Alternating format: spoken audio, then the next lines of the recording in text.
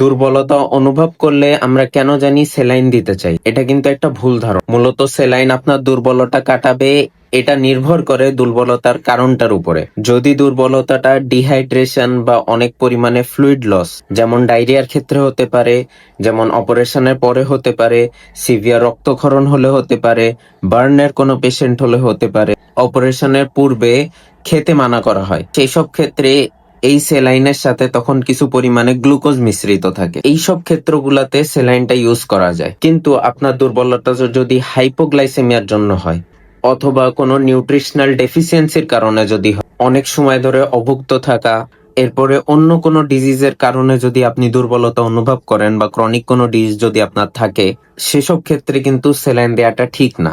আসলে স্যালাইনের ভিতরে থাকে পানি আর থাকে লবণ, অর্থাৎ সোডিয়াম ক্লোরাইড বা কিছু ধরনের ইলেকট্রোলাইট থাকে। এর ভিতরে প্রোটিন থাকে না, এর ভিতরে কার্বোহাইড্রেট থাকে না, এর ভিতরে চর্বি থাকে না, এর ভিতরে মিনারেল থাকে না, এর ভিতরে ভিটামিন থাকে না।